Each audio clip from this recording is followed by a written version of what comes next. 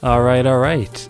I'm out here once again in Setagaya to check out a building I want to model that was designed by famed architect Kengo Kuma, who you might know for widely regarded designs such as the 2020 Olympic Stadium, or maybe even the V&A in Dundee.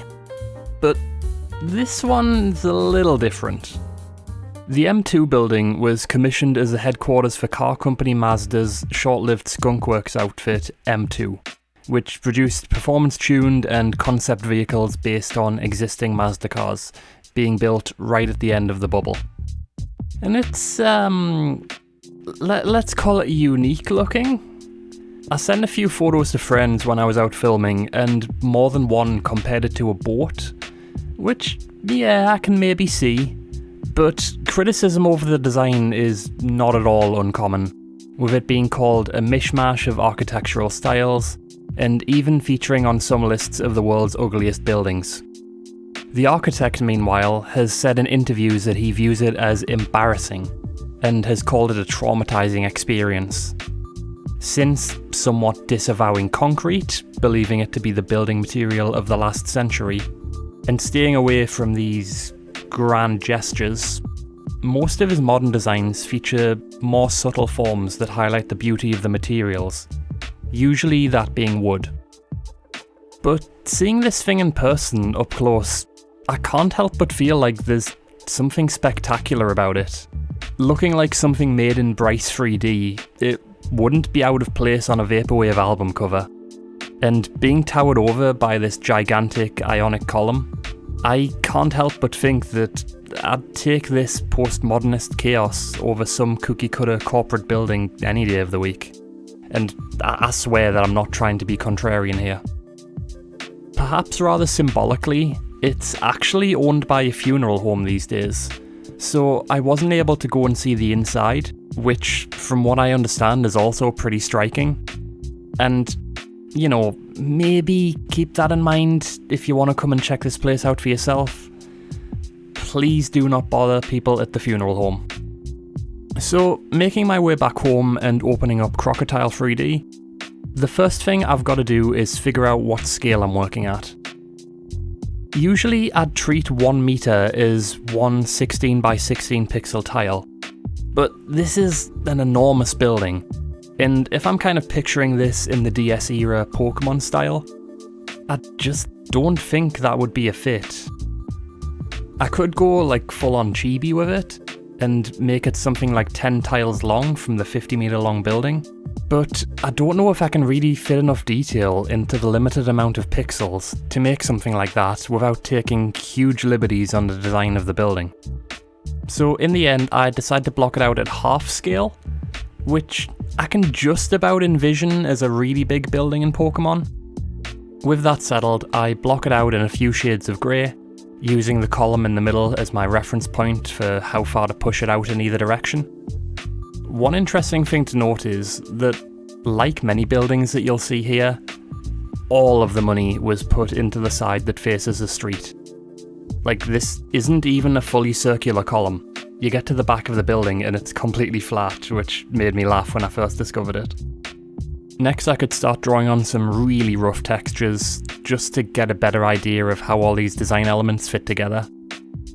And, as you might expect, though it's designed to look like masonry, yep, this is all poured concrete, shaped to look like something more fancy. I mark out all of the glass here too. I'm gonna come back later and add in more concrete that separates out the floors a little, so on the right hand side for now, I just make this one huge window. Fortunately, there's the perfect amount of room to write out the name of the funeral company, Memory do Horror, on the side of the top section of the column.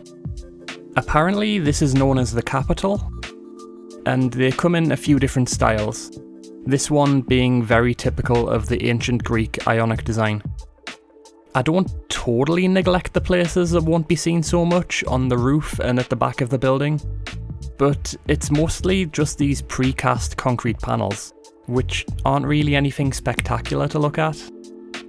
With that first pass done, I start making it all look a little nicer, coming up with this speckled concrete texture that I reuse on basically every surface on this thing in different colours and with different grooves and features cut into it. On the column itself, it's pretty subtle, but there is a very slight difference in colour between some of the levels. Whether that's down to 30 years of weathering, or just slight variations in the formula of the concrete. It's something that I'll play up a little here. It does look like a lot right now, but when I come to put in real lighting later, it should blend in a little more. I spent some time trying to draw curtains on the ground floor windows that don't look totally terrible, and the reflection of the glass goes some way to helping that. And on these spaces that are open on the actual building, like this space you can drive right through, but I want to keep it flat here.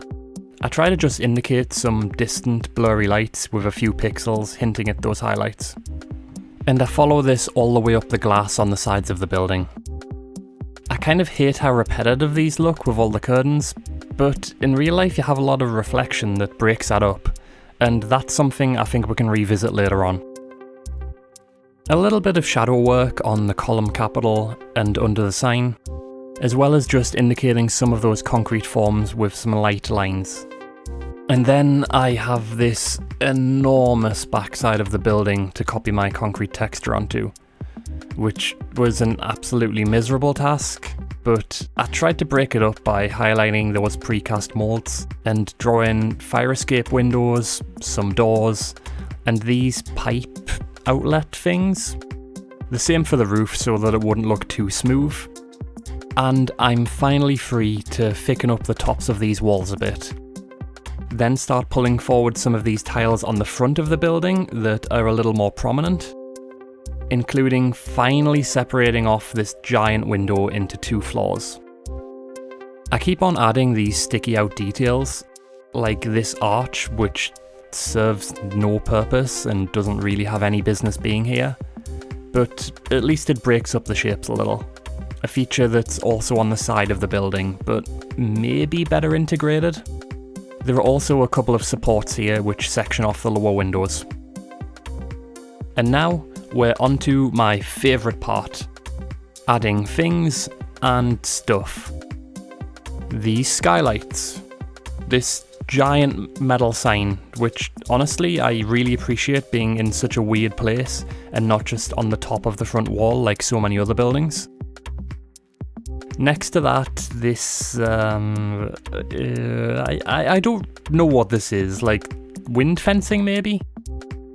I divert here a little bit as I remember to sink in this roof section for this grand skylight, which, if I'm honest, I don't really invest too much time into as it's just not going to be seen. But I hinted at all the same. Finally, I add in this, what I assume is housing mobile signal equipment, as there's an antenna on the top.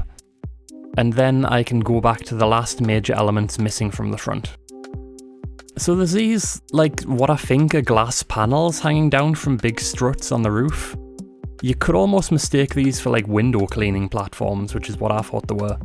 But they do break up this giant flat wall of glass very nicely. There's 2 of these, so I can just make one and copy it over. And there's also this huge roughed up bit of concrete at an angle, which is actually a stairway up to the 2nd floor. So going back to the roof for a sec, if you look at satellite data, there's just a whole mess of stuff hidden up here. Pipes, HVAC equipment, who knows what else. The thing is, there's absolutely no way of seeing this stuff from the street, or even on raised up areas around the building. So I'm gonna take the easy, or let's call it economical way out, and just focus on what we can see here. There's a big antenna on top of the column, as well as a couple more visible on the left section of the building, for which I just copy over that box that I made earlier. And finally, a couple of really small spotlights that point to the column at night. So we're just about at the end now, but for an old concrete building, it's looking a little clean to me still. So what I end up doing is duplicating my entire texture sheet, and I swap over a few UVs here and there to the new dirty one. That includes watermarks, rust spots, cracks in the concrete, and some other subtle signs of wear and tear. Okay, so I think it's time to see what this thing looks like with some real lighting. This is always the really exciting bit where it all comes together. I exported into Blender, and with some sunlight, it's already looking so much more complete. Even though I did draw on some reflections on the glass, I wanted to change the material a little to get that across a little better. So with that nice and shiny, I think we're about ready to hit render and let this thing speak for itself.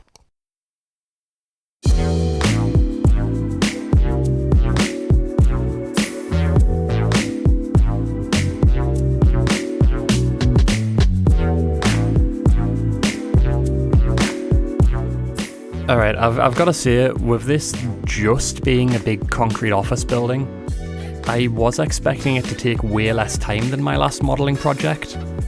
But when you're getting close, there's a surprising amount of shapes and textures here, and I really gained even more of an appreciation for this thing as I spent time on it. So if you have any recommendations for lesser known buildings in Tokyo that you think I should check out, then please let me know in the comments, or maybe give it a like if you feel so inclined. And if you're new here and you want to see what I make next, then why not subscribe? I'd really appreciate it. But that's all for now. Thank you for watching, and I'll see you all next time.